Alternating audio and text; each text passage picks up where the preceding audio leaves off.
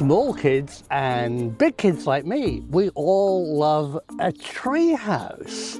But tree houses have a problem. Many of them need hard fixing points to the tree, potentially restricting their growth and movement. Maybe there's a better way. One man's passion for building tree houses has led to an innovative design for tree tents. What's the first thing that a kid wants to build if you give them a hammer? A treehouse, of course. And for the young Alex Shirley-Smith, he was no different. As a 6.5-year-old was like, right, tree houses are the way to go. And so that was kind of my direction. I went into designing tree houses first of all in kind of cartoon sketches and sucking up all this information. How do they do that? How do they envisage rope bridges? La la la la la. Alex's treehouse passion continued and propelled him into a career as an architect. I realised that if I wanted to be a treehouse architect, probably best that I actually qualify as a fully trained architect. Otherwise, I'd have peers of mine as I designed tree houses. Instead, I'm a treehouse architect. I'd have my peers going, yeah, but you're not a real architect, are you? So I qualified as an architect, RIBA membership, everything. So I did tree houses. Some tree houses became castles in the air for the rich who could afford their massive building costs. But was there a better way to build a treehouse for everyone? But then in the crash of 2007, 2008, the kind of bottom fell out of the luxury treehouse market where everybody sort of weren't paying 200 grand for a treehouse that they could live in anymore.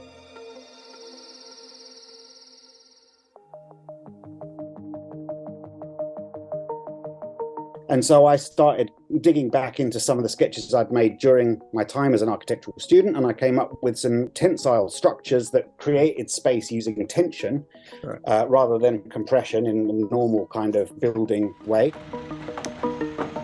Most buildings, bricks and mortar, are built in compression, where one block is pressing against the other, holding it up. The idea of tension turns this on its head.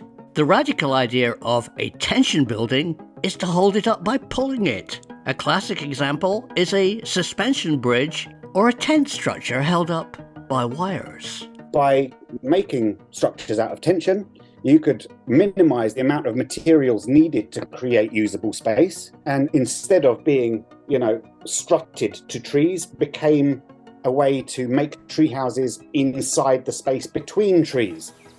And that's exactly what Alex did. He still had a passion for tree houses by using tensile strength to hold up a tent. You can use less materials and use the space between the trees to build your structure. I took my inspiration from spider webs that always use 3 anchoring points to make their webs. I knew that the trees didn't have to be in an equilateral triangle. You could always have a member that had to stretch out and grab, something further away. But inside that space of the triangle, whichever shape that triangle took, you could make a modular structure that could always be the same shape. And that is where Tentsile was born, because it was a production line pop-up treehouse in a bag. So that's how Tentsile was born, combining tensile strength and a tent. Tentsile's design ideas quickly caught on when people saw the possibilities of camping in places not possible before, using very minimal amount of materials.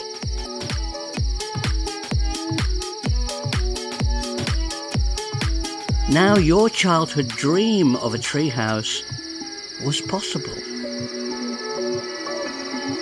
And that dream was shared by artist Dorothy Ries Faison. She grew up in Latin America, surrounded by majestic rainforests. So when Dorothy and I moved to southwest France, in a pristine area of beautiful ancient deciduous forests, we knew we wanted our own treehouse. But first, we needed a forest, and luckily 12 acres of an ancient woodland came up for sale a few miles from our house.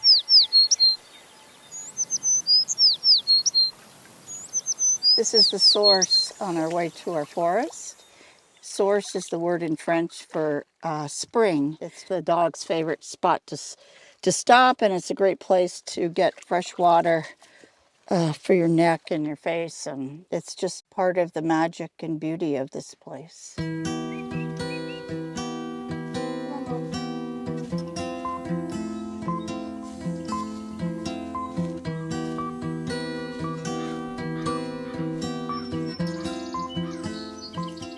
This is part of an ancient vineyard.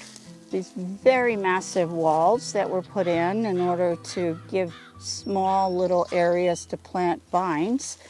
Now we have huge trees in those previously vineyard areas. So a great forest, a challenge for camping.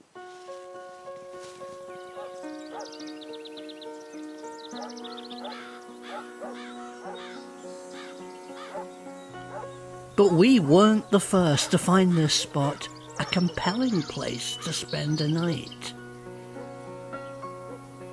Hidden in the centre of this ancient forest is an arboury, a hut made simply by leaning sticks against a fallen tree.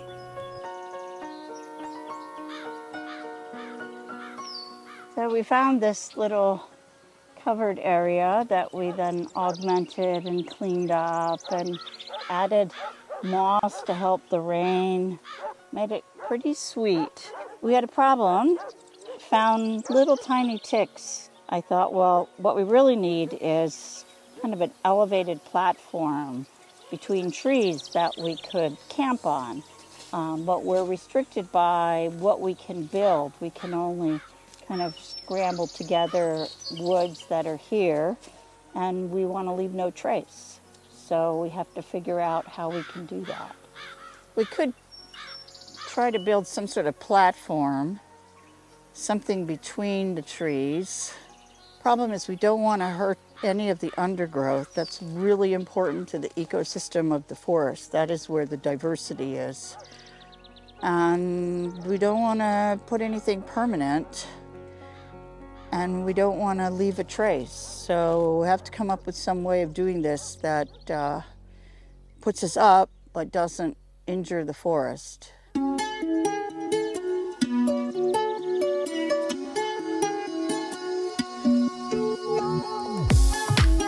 That's when I discovered a whole community called Tentsile. Like-minded people who want to work with the environment and leave no trace, and have come up with a practical solution for an aerial platform camping between the trees. I reached out to them at their headquarters in Sheffield, England. They were immediately excited by Dorothy's project with her forest and offered to send us for us to try their Stingray aerial tent.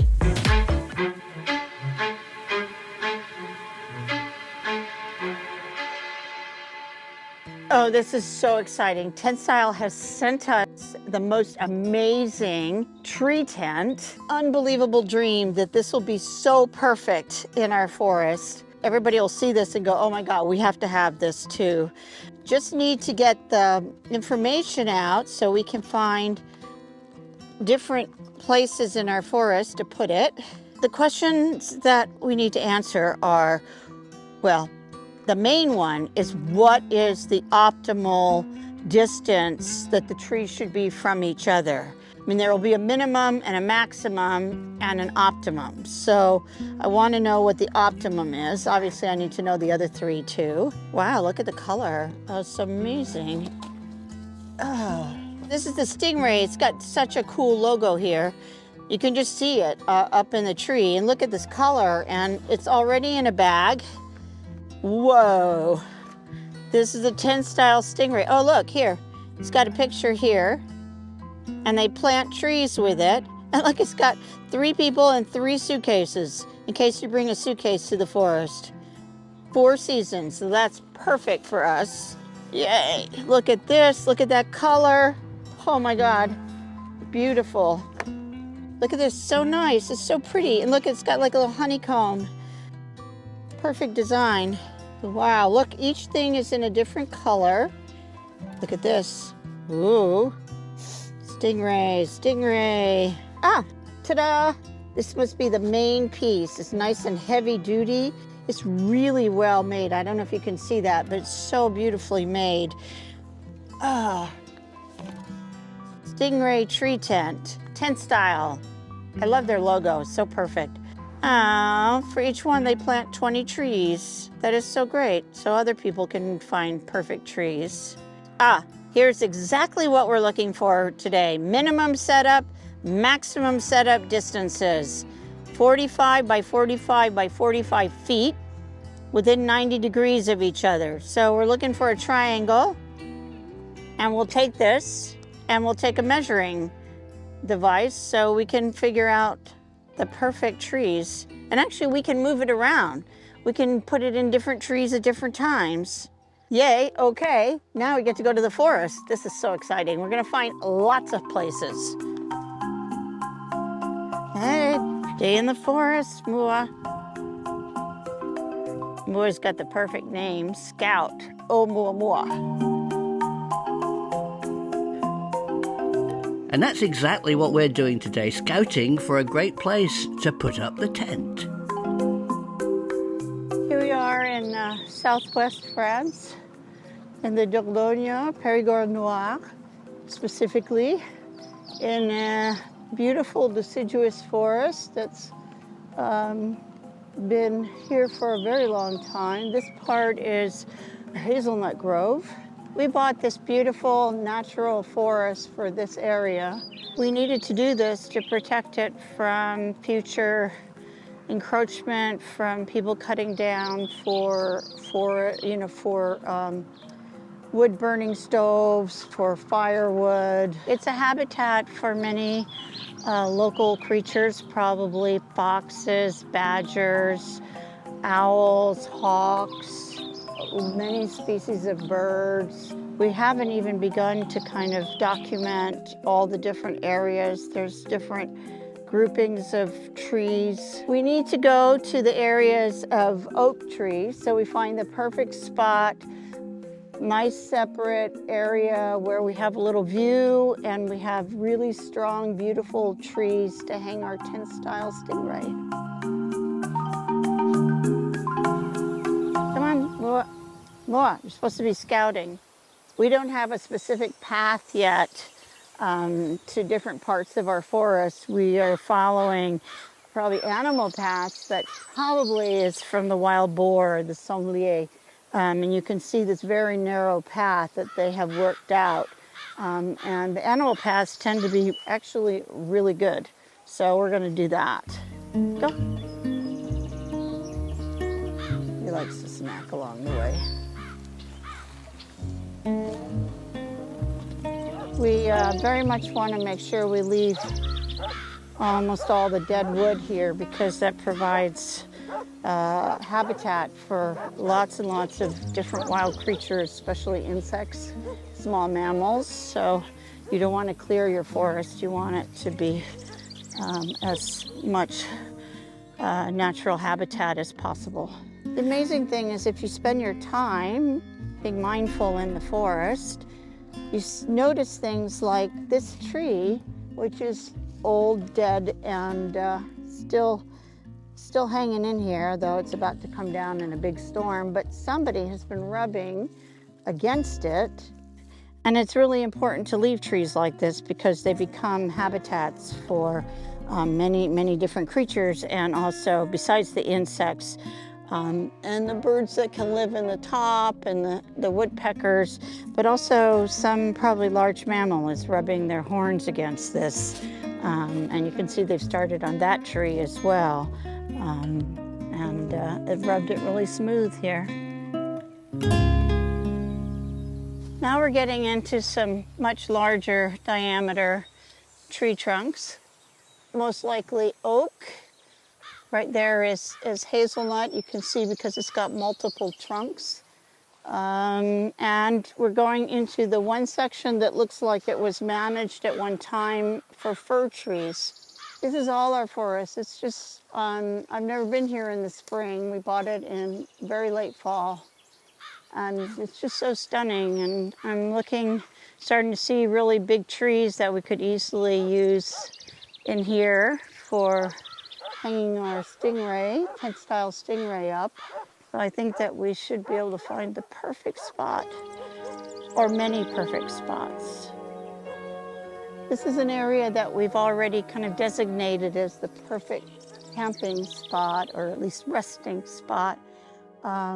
It's a little bit looser in trees. They're larger, heavier, a little bit more distance between them. And I already see a number of triangles that would work. And we already have a picnic table that Simon made. Okay. Stingray Tree Tent. I love the name Tree Tent. I think that's so perfect. Tent style and treats for dogs. Never can be too careful. Good move. Good boy. We have this high-tech means of measuring the distance between our trees. So we just measured this distance to get a sense of what we need. This is 23 feet. So we'd like to get a little bit wider. And I see kind of a nice place up there. So we're gonna go up and find out what that distance is. But I think this might work out perfectly. It's got, well, we have multiple trees in case one tree isn't right. We can adjust and take a different tree. But it's really kind of nice, flat, overlooking.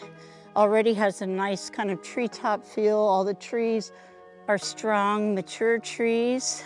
Okay, this looks like 29. Yeah, it comes up with 29, so 31. So that would be ideal. So I think right here, this looks like the most perfect spot ever. Looking out, looking over the trees. You've got 3 mature trees. You've got extra trees in case one of them doesn't work.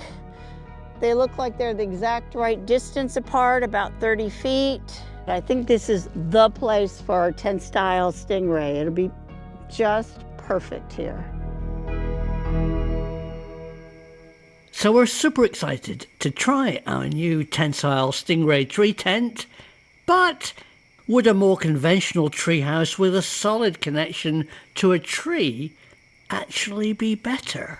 You can build a solid form structure around more than one tree, but every time you make a solid connection to a tree, you've got to be really careful how you do that, because a tree needs to be able to flex and move and grow and sway in the wind. Tentsile at the moment just answers all of those questions for me without it needing to be a hard connection to the tree. It's a soft connection to the tree, and you put it up and take it down in 10 minutes. So you can take your treehouse hideaway wherever you go, bottom of the garden, top of the mountain, deep in the valleys, or out in the in the deltas. So the big day has come. Dorothy and I are going to put up the Stingray for the first time. We've watched the videos, we've read the instruction book multiple times. I wonder how we're going to get on.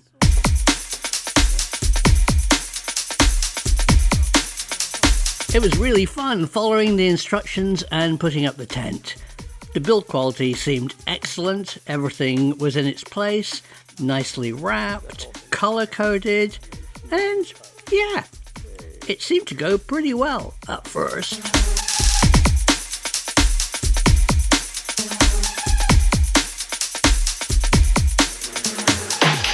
It's a super nice feature to have tree wraps. We really don't want to leave a mark on our wonderful trees, and leaving no trace is really important for us and the forest.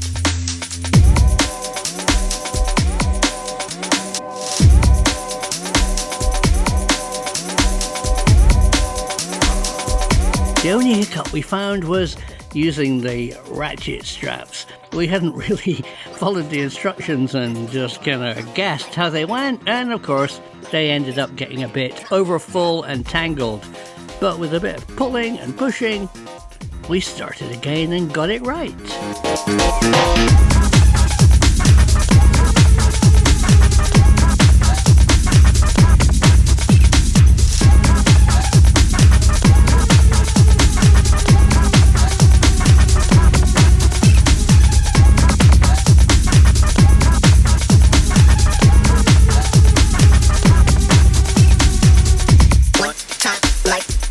super exciting to see the tent rise up into the air at a bit of a jaunty angle, but at least it held our weight.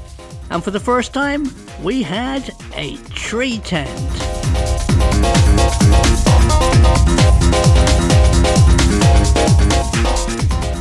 But it's not all happy camping. Amazingly, many ancient forests are actually under threat from us. More and more of us are dumping fossil fuel heating and turning to what we assume are carbon-neutral wood pellets. But are wood pellets really a sustainable alternative? Two things. One, I was hoping, or I had kind of assumed that the wood pellet industry had been born out of a byproduct of lumber, timber mills, stuff that's already going on, and you just take all that sawdust, compress it, and hey presto, you don't have to go into the woods. Now, if medium-sized trees are at risk turning into chips and sawdust, then yeah, we need to make a plan to save as many of those as possible. In our current transition from fossil fuels to fully sustainable resources, there will be mistakes made. But we will need to correct these and keep improving our choices. Step 1, wake up early, gonna rise with the sun. Step 2, get some good, some food in you. Step 3, grow hard about what you want to be. And camping is always a good choice. Wake up, today's gonna be a good day.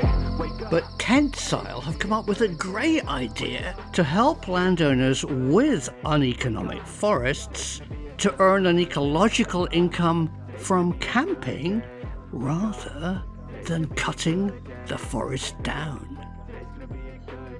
One way of making unviable or uneconomically viable woodland into something that is economically viable is by turning them into places that people want to come and stay and pay to be in.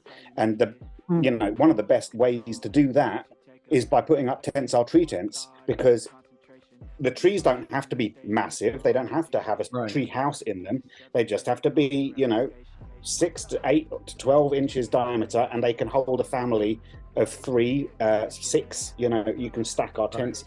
And then what you're doing is you're saving the woodlands. You're making 90 euros a night per tree tent setup. And you've got no restrictions on how many you can put in, apart from how, your only restriction is how generous you want to be to each of your guests on the space of private, woodland that they are surrounded by. And, an acre is more than enough for any family that's staying the night. Probably half an acre is fine. We're at the moment creating a map, a tensile map of the world, of places where you can either rent a tensile or you can take your tensile yourself and put it up. So recognize tensile locations. And one of the beauties of it is you can camp in places that nobody's ever camped before. It's on a hillside, overlooking this amazing view where you couldn't have put a tent up before. Yes, you could have probably put a hammock up before, but a hammock is a very solitary affair. You can't really enjoy it with other people. You're in your hammock, Dave's in his hammock. You're kind of throwing biscuits or cans of beer over at each other, but you're not really together, enjoying the view in the same way as that. And tensiles do allow that kind of family unit or friends, to enjoy camping together in places where you wouldn't usually be able to camp. But I totally respect, wilderness camping as a minimal impact, environmental, eco-friendly, pastime. But more and more people want to do that, and the only way to do that is by educating them to do it respectfully, without damage to the natural world, and being on the front foot of allowing them to do that. So you don't want them to destroy it. Well, give them the tools to be able to enjoy it without destroying it. That's our philosophy. So do we recommend a tentsile tree tent? Yes, for many reasons. They're a great design, beautifully made and very sturdy. Their footprint is up in the air. They're comfortable and fun to use. And the more people enjoying life in the trees might help to save them for everybody's future.